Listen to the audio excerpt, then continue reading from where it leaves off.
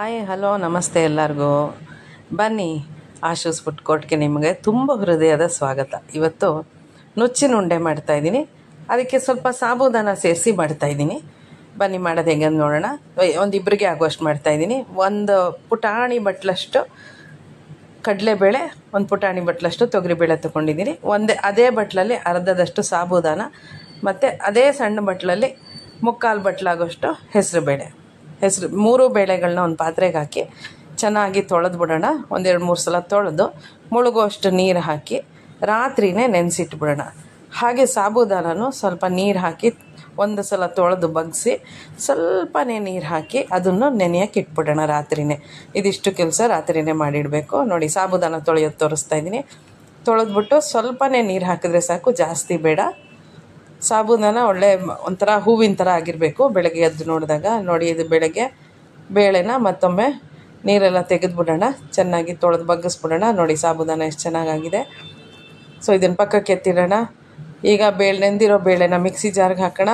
Course grind ಸ್ವಲ್ಪ ತರಿಯಾಗಿ ರುಬ್ಕೊಂಡು ಒಂದು ದೊಡ್ಡ ಬೇಸಿನ್ಗೆ, ಒಂದು ದೊಡ್ಡ ಪಾತ್ರೆಗೆ ಹಾಕ್ಕೊಳ್ಳೋಣ. ನೋಡಿ, ಈ ಥರ ತರಿಯಾಗಿ ರುಬ್ಕೊಳ್ಳೋಣ. ನೀರು ಹಾಕದೆ ರುಬ್ಬಬೇಕು. ಬೇಳೆಲಿರೋ ನೆನೆಸಿರೋ ಬೇಳೆ ಅದರಿಂದ ಒದ್ದೆ ಇರುತ್ತೆ, ಸಾಕಾಗುತ್ತೆ. ನೋಡಿ, ಇದನ್ನಷ್ಟನ್ನು ಒಂದು ಬೇಸಿನ್ಗೆ ಟ್ರಾನ್ಸ್ಫರ್ ಮಾಡ್ಕೊಂಬಿಡೋಣ. ಈಗ ಒಳ್ಳೆ ಘಮ ಅಂತ ಒಂದು ಮಸಾಲೆ ಮಾಡೋಣ. ಬನ್ನಿ, ಕಾಯಿ ತುರ್ಕೊಳ್ಳೋಣ. ಅರ್ಧ ಹೋಳು ಕಾಯಿ ತುರಿಬೇಕು. ಇಷ್ಟಕ್ಕೆ ಕಾಯಿ ಎಷ್ಟು ಹಾಕ್ತೀವೋ ಅಷ್ಟು ಚೆನ್ನಾಗಿರುತ್ತೆ. ಕೆಲವರು ಈರುಳ್ಳಿನ ಸೇರಿಸ್ಕೋತಾರೆ, ಈರುಳ್ಳಿನ ಸೇರಿಸ್ಕೋಬೋದು, ಚೆನ್ನಾಗಿರುತ್ತೆ. ನೋಡಿ, ಈಗ ಒಂದು ಅರ್ಧ ಹೋಳು ಒಳ್ಳೆ ದಪ್ಪಾಗಿರೋ ತೆಂಗಿನಕಾಯಿ ತೊಗೊಂಡಿದ್ದೀನಿ, ಕಾಯಿ ತುರಿದಿಟ್ಕೊಂಡಿದ್ದೀನಿ. ಈಗ ಒಂದು 5-6 ಹಸಿಮೆಣ್ಸಿನ್ಕಾಯಿ ಖಾರಕ್ಕೆ ಅನುಸಾರವಾಗಿ ಹಾಕ್ಕೊಳ್ಳಿ. ಸ್ವಲ್ಪ ಕರಿಬೇವಿನ ಸೊಪ್ಪು ಜಾಸ್ತಿನೇ ಹಾಕ್ಕೊಳ್ಳಿ. ಒಂದು ಸ್ವಲ್ಪ ಶುಂಠಿ ಹಾಕ್ಕೊಳ್ಳೋಣ. ಈ ಕಾಯಿ ತುರಿದಿರೋದ್ರಲ್ಲಿ ಮುಕ್ಕಾಲೆಲ್ಲ ಹಾಕ್ಬಿಟ್ಟು ಒಂದು 2 ಸ್ಪೂನಷ್ಟು ಉಳಿಸ್ಕೊಳ್ಳೋಣ. ಅದು ಹಿಟ್ಟು ಕಲಸುವಾಗ ಬೇಕಾಗುತ್ತೆ. ಬಾಕಿದೆಲ್ಲ ಹಾಕಿ ಸ್ವಲ್ಪ ಕೊತ್ತಂಬರಿ ಸೊಪ್ಪು ಹಾಕೋಣ. 1-2 ಸ್ಪೂನಷ್ಟು ಉಳಿಸ್ಕೊಂಬಿಡ್ತಾಯಿದ್ದೀನಿ.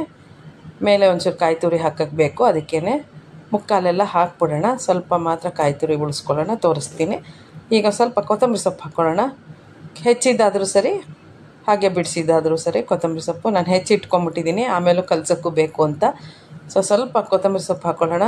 ಸ್ವಲ್ಪ ನೀರು ಹಾಕ್ಕೊಂಡು ಒಂದು ಹದಕ್ಕೆ ಚಟ್ನಿ ರೆಡಿ ಮಾಡ್ಕೊಳ್ಳೋಣ. ಇಂಗು ಹಾಕ್ಕೊಳ್ಳೋಣ. ಇಂಗು ಹಾಕಿದಷ್ಟು ಘಮ ತುಂಬ ಚೆನ್ನಾಗಿರುತ್ತೆ. ನೋಡಿ, ಇಂಗು ಹಾಕ್ತಾಯಿದ್ದೀನಿ. LG ಇಂಗು ಉಪಯೋಗಿಸಿದ್ದೀನಿ. ಈಗ ಕಲ್ಲುಪ್ಪು ಹಾಕ್ಬಿಡ್ತಾಯಿದ್ದೀನಿ ಒಂದೇ ಸಲ. ನೀವು ಪುಡಿ ಉಪ್ಪಾದರೂ ಹಾಕ್ಕೊಳ್ಳಿ, ರುಚಿಗೆ ಅನುಸಾರವಾಗಿ ಉಪ್ಪು ಹಾಕ್ಕೊಳ್ಳೋಣ. ಘಮ ಅಂತ ಇದನ್ನು ರುಬ್ಕೊಳ್ಳೋಣ. ಒಂದು ಸಲ ರುಬ್ಬಿ ಈ ಥರ ನೋಡಿ ಎಷ್ಟು ಚೆನ್ನಾಗಿ ಕಾಣಿಸ್ತಾ ಇದೆ. ಈಗ ಅದಕ್ಕೆ ಒಂಚೂರು ನೀರು ಹಾಕಿ ಚಟ್ನಿ ಮಾಡ್ಕೊಳ್ಳೋಣ. ಹೀಗೆ ತರಿಯಾಗಿ ಸೇರಿಸಿದ್ರು ಚೆನ್ನಾಗಿರುತ್ತೆ. ನೋಡಿ, ಈ ಥರ ಒಂದು ಕೋರ್ಸ್ ಗ್ರೈಂಡ್ ಮಾಡಿಕೊಂಡು ಎಲ್ಲನೂ ಬೇಳೆಗಳು ನೆನೆಸಿ ರುಬ್ಬಿಟ್ಕೊಂಡಿದ್ವಲ್ಲ ಅದ್ರ ಮೇಲೆ ಇದನ್ನು ಹಾಕ್ಕೊಂಬಿಡೋಣ. ನೋಡಿ, ಎಂಥ ಒಳ್ಳೆಯ ಹಸಿರು ಬಣ್ಣ ಕಾಣಿಸ್ತಾ ಇದೆ ಅಲ್ಲ. ಎಲ್ಲ ಫ್ರೆಶ್ ಸೊಪ್ಪುಗಳು, ಅದರಿಂದ ಒಳ್ಳೆ ಬಣ್ಣ ಕಾಣಿಸ್ತಾ ಇದೆ. ಬನ್ನಿ, ಇದಿಷ್ಟನ್ನು ಬೇಳೆಗಳ ಮೇಲೆ ಹಾಕ್ಕೊಂಬಿಡೋಣ. ಇವಾಗ ತುರಿದಿದ್ದ ಕಾಯಿ ತುರಿ ಒಂಚೂರು ಉಳಿಸ್ಕೊಂಡಿದ್ವಲ್ಲ ಅದನ್ನು ಹಾಕ್ಕೊಳ್ಳೋಣ. ಒಂದೇ ಸಲ ಎಲ್ಲ ರುಬ್ಬಿಟ್ಟು ಹಾಕ್ಬಿಟ್ರೆ ಎಲ್ಲ ನುಣ್ಣಕ್ಕಾಗೋಗುತ್ತೆ. ಸ್ವಲ್ಪ ಕಾಯಿ ತುರಿ ಬಾಯಿಗೆ ಸಿಕ್ಕಿದ್ರೆ ಚೆನ್ನಾಗಿರುತ್ತೆ. ಸೊ ಹಾಕ್ಕೊಳ್ಳೋಣ. ಈಗ ಸ್ವಲ್ಪ ಕೊತ್ತಂಬರಿ ಸೊಪ್ಪು ಮತ್ತೆ ಹಾಕ್ಕೊಳ್ಳೋಣ. ಹಾಗೆ ಸಬ್ಬಸಿಗೆ ಸೊಪ್ಪು, ಫ್ರೆಶ್ ಆಗಿರೋ ಸಬ್ಬಸಿಗೆ ಸೊಪ್ಪು ಸಿಕ್ತು. ಇದು ಆಪ್ಷನಲ್ಲು, ಇದ್ದರೆ ಹಾಕ್ಕೊಳ್ಳಿ, ಇಲ್ಲದೆ ಇದ್ರಿಲ್ಲ. ಸಬ್ಬಸಿಗೆ ಸೊಪ್ಪು ಬಿಟ್ಟು ಮಾಡ್ಬೋದು. ಇದೊಂಥರ ಘಮ ಕೊಡುತ್ತೆ, ಒಳ್ಳೆ ವಾಸನೆ ಬರುತ್ತೆ, ಘಮ ಅಂತಿರುತ್ತೆ ಸಬ್ಬಸಿಗೆ ಸೊಪ್ಪು ಹಾಕಿದ್ರೆ. ಇಲ್ಲಿ ಕೆಲವರು ಈರುಳ್ಳಿನೂ ಸೇರಿಸ್ಕೋತಾರೆ. ಇವಾಗ ಸಾಬೂದಾನ ಹಾಕೋಣ. ಹೆಚ್ಚಿರೋ ಸಬ್ಬಸಿಗೆ ಸೊಪ್ಪು ಹಾಕೋಣ. ಉಪ್ಪು ಆಲ್ರೆಡಿ ರುಬ್ಬುವಾಗಲೇ ಹಾಕ್ಕೊಂಡಿದ್ದೀವಿ. ಸ್ವಲ್ಪ ಹಾಕ್ಕೋಬೇಕು, ತುಂಬ ಒಂದು ಕಟ್ಟಷ್ಟೆಲ್ಲ ಹಾಕ್ಕೊಳ್ಳೋದು ಬೇಡ. ಒಂದು ಚೂರೇಚೂರು 1-2 ಸ್ಪೂನಷ್ಟು ಸಬ್ಬಸಿಗೆ ಸೊಪ್ಪು ಹಾಕೋಣ. ಎಲ್ಲೋ ಒಂದೊಂದು ಸಿಗಬೇಕು ಆ ಥರ. ಎಲ್ಲನೂ ಚೆನ್ನಾಗಿ ಮಿಕ್ಸ್ ಮಾಡೋಣ. ನೋಡಿ, ಈ ಹದಕ್ಕೆ ಇರಬೇಕು. ತುಂಬ ನೀರಾಗಿ ಮಾಡ್ಕೊಂಬಿಟ್ರೆ ಚೆನ್ನಾಗಿರಲ್ಲ. ನೋಡಿ, ಈ ಥರ ಸಾಬೂದಾನನೂ ಹಾಕಿರೋದ್ರಿಂದ ತಿಂಡಿನೂ ಆದಂಗೆನೇ ಇದು ಚೆನ್ನಾಗಿರುತ್ತೆ, ಹೊಟ್ಟೆನೂ ತುಂಬೋಗುತ್ತೆ. ಒಳ್ಳೆ ಚಟ್ನಿ ಮಾಡ್ಬೋಣ.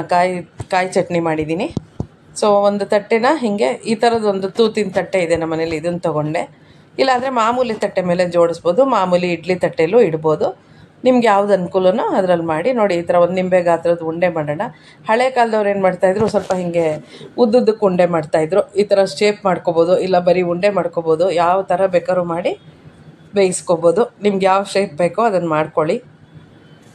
ರುಚಿ ಹೆಂಗಿರುತ್ತೆ ಅಂದರೆ ಒಳ್ಳೆ ತುಪ್ಪ ಹಾಕ್ಕೊಂಡು ತಿಂದ ಅಂದರೆ ತಿಂತಾನೇ ಇರೋಣ ಅನಿಸುತ್ತೆ. ಯಾರಿಗೂ ಇಷ್ಟ ಇಲ್ಲ ನುಚ್ಚಿನುಂಡೆ?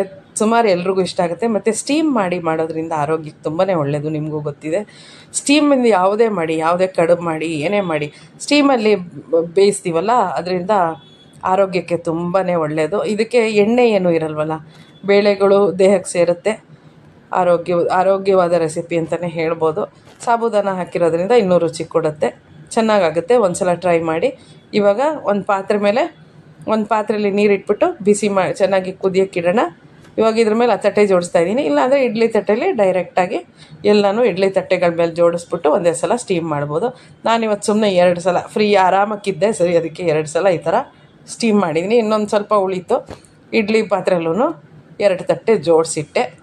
ಸೊ ಇಬ್ಬರಿಗೆ ಆರಾಮಕ್ಕೆ ಸೂಪರ್ ಸಖತ್ತಾಗಿರೋ ತಿಂಡಿನೇ ಆಗುತ್ತೆ. ಜಾಸ್ತಿನೇ ಆಗುತ್ತೆ ಅಂತ ಇಟ್ಕೊಳ್ಳಿ. ತುಂಬ ಚೆನ್ನಾಗಿರುತ್ತೆ ತಿನ್ನೋಕ್ಕೆ, ನೋಡೋಕ್ಕೆ, ಘಮ ಎಲ್ಲನೂ ಸಿಕ್ಕಾಬಡೆ ಚೆನ್ನಾಗಿರುತ್ತೆ. ಮಾಡಿ ನೋಡಿ. ಇಡ್ಲಿ ತಟ್ಟೆ ಮೇಲೂ ಜೋಡಿಸಿದ್ದೀನಿ. ಚೆನ್ನಾಗಿ ಸ್ಟೀಮ್ ಆಗಲಿ, ಒಂದು 20-25 ನಿಮಿಷ ಚೆನ್ನಾಗಿ ಮೀಡಿಯಮ್ ಊರಲ್ಲಿ ಸ್ಟೀಮ್ ಆಗಲಿ. ನೋಡಿ, ಇಡ್ಲಿ ಥರ ಬೇಯಿಸೋಣ.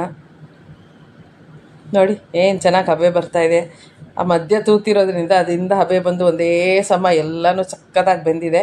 ಇಡ್ಲಿ ಪಾತ್ರೆಯಲ್ಲಿರೋದು ನೋಡ್ಬಿಡೋಣ ಹೆಂಗಾಗಿದೆ ಅಂತ.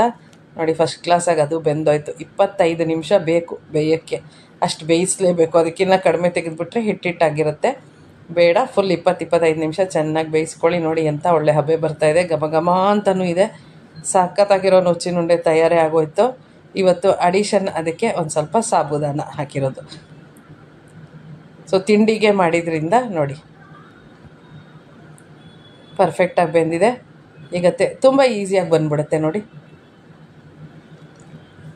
ತಟ್ಟೆಗೆ ಸ್ವಲ್ಪ ಜಿಡ್ಸವ್ರು ಇರೋದ್ರಿಂದ ಏನು ಕಷ್ಟನೇ ಪಡೋಂಗಿಲ್ಲ, ಬೇಗ ಬಂದ್ಬಿಡುತ್ತೆ. ಮತ್ತು ಟ್ರಾವೆಲ್ ಮಾಡಬೇಕಾದ್ರು ಆರಾಮಾಗಿ ತೊಗೊಂಡೊಟ್ಟೋಗ್ಬಿಡ್ಬೋದು. ಇಂಥದ್ದನ್ನು ಆರಾಮಕ್ಕೆ ತಿನ್ಕೊಂಡು ಹೊಟ್ಟೋಗ್ಬಿಡ್ಬೋದು. ಹೊಟ್ಟೆನೂ ತುಂಬುತ್ತೆ, ಆರೋಗ್ಯಕ್ಕೂ ಒಳ್ಳೆಯದು. ಸೊಪ್ಪೆಲ್ಲ ಬಿದ್ದಿರೋದ್ರಿಂದ ನೋಡಿ ಸಕ್ಕತ್ತಾಗಿರೋ ನುಚ್ಚಿನುಂಡೆ ತಯಾರಾಯಿತು. ಇಷ್ಟ ಆಯಿತು ಅಂದ್ಕೊಂಡಿದ್ದೀನಿ. ಸ್ವಲ್ಪ ಕಾಯಿ ಚಟ್ನಿ ಅಷ್ಟೇ, ಅದೇ ಕಾಯಲ್ಲಿ ಸ್ವಲ್ಪ ಉಳಿಸ್ಕೊಂಡಿದ್ದೆ, ಕಾಯಿ ಚಟ್ನಿ ಮಾಡಿದ್ದೀನಿ. ನುಚ್ಚಿನುಂಡೆ ತುಪ್ಪ ಹಾಕಿ ತಿಂದ ಅಂದರೆ ಅದ್ರ ಮಜಾನೇ ಬೇರೆ, ಸಕ್ಕತ್ತಾಗಿರುತ್ತೆ. ಮಾಡಿ ನೋಡಿ ಸ್ನೇಹಿತರೆ. ನೋಡಿ, ಇದು ಅಕಸ್ಮಾತ್ ಉಳಿದ್ಬಿಡ್ತು ಅಂತ ಇಟ್ಕೊಳ್ಳಿ ನುಚ್ಚಿನುಂಡೆ, ಅದಕ್ಕಿನ್ನೂ ಒಂದು ಟ್ರಿಕ್ ಹೇಳ್ಕೊಡ್ತೀನಿ. ಉಳಿದ್ಬಿಡ್ತು, ಜನ ಯಾರೋ ಜಾಸ್ತಿ ತಿಂದಿಲ್ಲ, ಇನ್ನೂ ಸ್ವಲ್ಪ ಉಳಿದಿದೆ, ಏನು ಮಾಡೋದು, ಚೆನ್ನಾಗಿ ಪುಡಿ ಮಾಡ್ಕೊಂಬಿಟ್ಟು ಮಾರನೇ ದಿನ ಸೊಪ್ಪುಗಳು ಹಾಕಿ ಪಲ್ಯ ಮಾಡಿಬಿಡಿ. ಈಸಿಯಾಗಿ ಹೋಗುತ್ತೆ. ಏನೇ ಸೊಪ್ಪು, ಯಾವುದೇ ಸೊಪ್ಪು ತೊಗೊಂಡು ಇದನ್ನು ಚೆನ್ನಾಗಿ ಪುಡಿ ಮಾಡ್ಕೊಂಬಿಟ್ಟು ಕೈಯಲ್ಲಿ ಪಲ್ಯ ಮಾಡಿಬಿಡ್ಬೋದು. ಅವಾಗ ಬೇಳೆಗಳು ಹಾಕಿ ಪಲ್ಯ ಮಾಡ್ತೀವಲ್ಲ, ಆ ಥರ ಹಾಕಿ ನೋಡಿ. ಸಖತ್ತಾಗಿರೋ ನುಚ್ಚಿನುಂಡೆ ತಯಾರಾಯಿತು ನೋಡಿ. ಸಾಬೂದಾನನೂ ಎಷ್ಟು ಚೆನ್ನಾಗಿ ಕಾಣಿಸ್ತಾ ಇದೆ. Thank you so much watch ಮಾಡಿದ್ದಕ್ಕೆ. Thank you.